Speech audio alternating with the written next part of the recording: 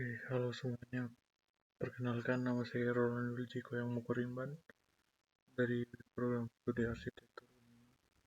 Ingin menjelaskan tentang pemanfaatan energi angin dalam arsitektur berkelanjutan dengan studi kasus yang saya ambil ada di Bahrain World Trade Center. Kemudian kita akan bahas apa itu arsitektur berkelanjutan, prinsip utamanya, dan juga prioritasnya itu apa saja. Yang pertama, desain dan konstruksinya itu ramah lingkungan. Kemudian dari desain dan konstruksi yang ramah lingkungan, otomatis dia meminimalkan dampak terhadap lingkungan dan mendorong efisiensi dari energi tersebut. Nah, dari hal itu ada prinsip utamanya, yaitu efisiensi energi, integrasi energi terbarukan, konservasi air, penggunaan material berkelanjutan, dan perhatian terhadap lingkungan alami di lokasi adalah prinsip utama dari arsitektur berkelanjutan. Nah, prinsip-prinsip ini pada dasarnya itu mendorong kontribusi pada pengurangan jejak karbon, peningkatan kualitas udara dalam ruangan, dan pemanfaatan sumber daya secara bertanggung jawab. Jadi, arsitektur berkelanjutan memanfaatkan sumber daya yang ada di sekitar site atau lokasi yang akan dibangun sebuah bangunan untuk bangunan itu sendiri. Jadi dia bisa dibilang berkelanjutan sampai ke depannya. Makanya itu dibilanglah arsitektur berkelanjutan. Kemudian ada 3 hal yang mendorong pentingnya sumber energi terbarukan, mulai dari perubahan iklim, keamanan energi, dan manfaat ekonomi. Nah, katakan saja perubahan iklim, energi terbarukan ini dapat mengurangi, yang seperti prinsip utama tadi, sebuah jejak karbon dapat dikurangi lewat sumber energi terbarukan. Salah satunya yang akan kita bahas adalah energi angin. Kemudian keamanan energi. Nah, kalau kita pakai energi terbarukan, energi yang dipasok ini lebih berkelanjutan. Jadi kita nggak takut bahan bakar utamanya, seperti misalnya kalau energi tidak terbarukan habis, seperti bahan bakar fosil, batu bara, dan lain sebagainya. Manfaat ekonomi tentu saja dari pemanfaatan energi terbarukan itu rata-rata energi biaya awalnya mahal, namun cenderung berkelanjutan, investasinya berkelanjutan dalam artian selanjutnya itu bakalan lebih murah. Nah, kemudian ada gambaran teknologi energi angin. Pertama ada turbin angin. Kita tahu bersama cara kerjanya. Ada baling-baling angin itu berputar saat terkena angin, kemudian digerakkan oleh generator untuk menghasilkan baling-baling itu menggerakkan generator dan menghasilkan listrik. Kemudian ada jenis turbin. Ada turbin poros horizontal dan vertikal. Nah, ini masing-masing jenisnya ada plus minusnya dan juga tergantung dengan kondisi penggunaannya. Namun kita nggak akan lebih masuk ke dalam itu pada kita hanya ingin membahas arsitektur energinya saja.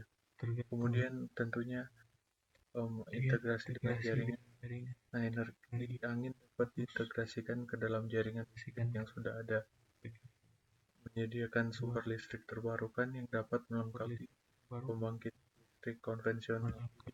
Bisa digabungkan dengan listrik konvensional yang ada. Analisis lokasi. Nah, identifikasi pola dan kecepatan angin juga sangat penting untuk menentukan lokasi dan desain optimal turbin angin pada bangunan. Jadi kita harus tahu di mana lokasi itu anginnya bagus atau tidak, itu menentukan sekali. Kemudian ada integrasi struktur. Tentunya integrasi struktur ini turbin angin kan kalau di dalam bangunan, tentunya World Trade Center yang punya kurang lebih 240 meter, otomatis beban dari turbin angin ini berat, jadi kita harus mengintegrasikan dengan struktur yang ada saat dibangun dan sudah bekerja. Turbin angin ini tidak berpengaruh atau merusak struktur utama bangunan karena juga punya struktur sendiri, dan diharapkan integrasi struktur dengan struktur utama bangunan itu diintegrasikan, dicampurkan atau digabungkan dengan baik. Kemudian efisiensi energi juga tentunya harus dipertimbangkan. Kemudian ada beberapa hal yang saya ambil dari Bara ini Trade Center. Itu dari gedung ini ada 3 layar angin yang sama seperti layar kapal raksasa yang menangkap energi angin dan mengubahnya menjadi listrik. Kemudian produksi energi, ini energi dari layar angin itu atau turbin angin di Bara World Trade Center memenuhi 15% kebutuhan energi bangunan.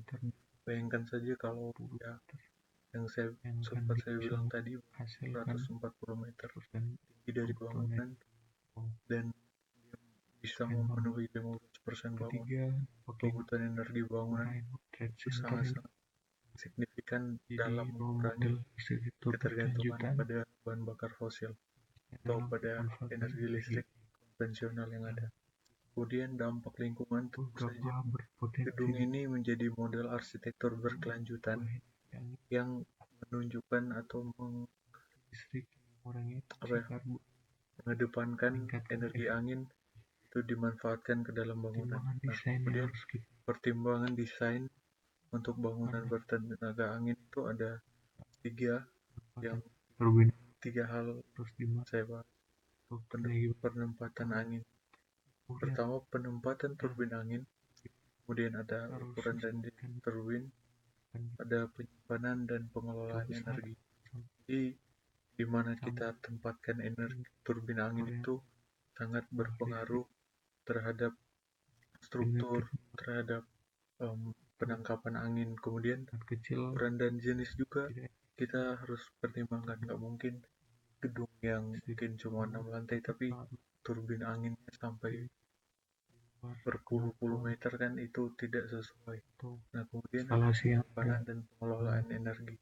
Nah, dalam hal ini mungkin lebih ke ada ya disediakan baterai buat di dalam turbin angin atau generator di turbin angin, supaya ketika anginnya bisa dibilang anginnya lemah atau tidak ada angin sama sekali, masih ada baterai yang memiliki daya listrik itu, sehingga daya atau energi listrik ini lebih stabil atau konsisten karena ada penyimpanan di baterai itu. Nah, kemudian ada tantangan dan keterbatasan. Setiap hal yang akan kita rencanakan ada 2 hal ini. Pertama itu tantangan dan juga kedua keterbatasan.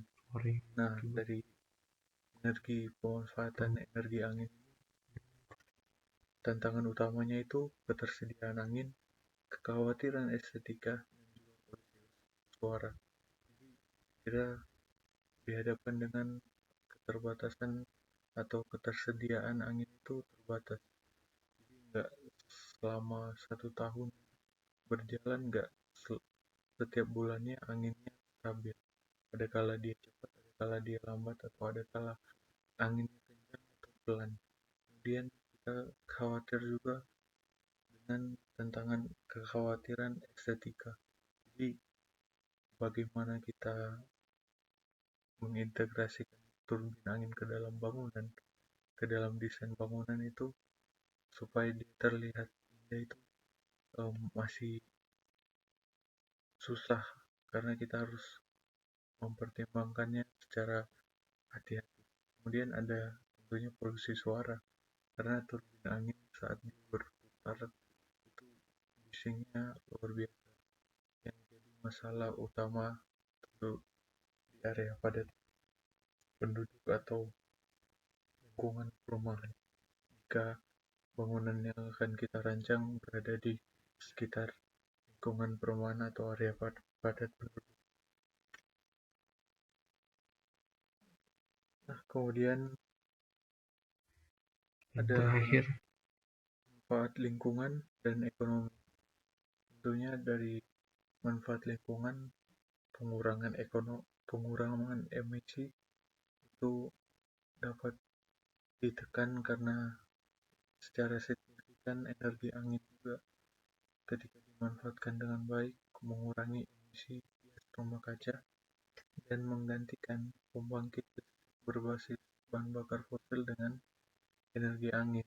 Nah, jadi karena energi angin melimpah ruah, kita bisa memanfaatkan energi tersebut karena bisa dibilang angin tidak akan habis-habisnya um, menghasilkan energinya karena itu kebutuhan kepada kita di bumi. Kemudian kualitas udara yang lebih baik mendorong pertumbuhan ekonomi tentunya. Saat kualitas udara baik, tentunya mengurangi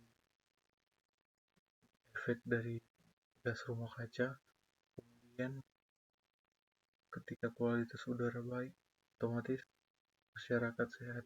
Masyarakat sehat, ekonomi sehat dalam artian bahwa ketika masyarakat yang ada sehat, kegiatan atau perekonomian yang ada di satu kota, daerah, atau bahkan negara itu bisa berjalan dengan baik karena pelaku-pelaku dari ekonomi sehat, sentosa.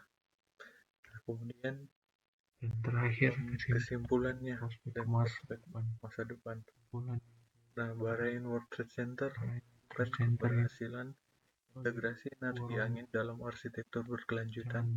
Seiring kemajuan teknologi dan perkembangan desain, kita dapat mengharapkan lebih banyak bangunan inovatif yang memanfaatkan energi angin yang mengarah pada masa depan yang lebih berkelanjutan dan efisiensi energi. Nah, pencapaian ini akan membutuhkan penelitian dan pengembangan berkelanjutan untuk mengatasi tantangan-tantangan tadi, yang mulai dari kekhawatiran kita, tersedia anak, bahkan polusi suara tadi. Untuk mengoptimalkan pemanfaatan energi angin dalam arsitektur secara lebih efektif. Nah, mungkin hal yang dapat saya sampaikan bahwa dalam prospek masa depan dari pemanfaatan energi angin juga kita sebagai mahasiswa arsitektur harus meneliti atau bahkan mengembangkan inovasi yang dapat memanfaatkan energi angin ini untuk menjadi mungkin yang seperti tadi sumber utama dari energi listrik melalui turbin angin atau bahkan kita dapat memanfaatkan menjadi penghawaan alami atau juga kita dapat menaruh di fasad atau lain sebagainya. Kita bisa kembangkan itu karena kita berada di dalam ruang lingkup arsitektur. Jadi mungkin itu saja dapat saya sampaikan pada presentasi video kali ini.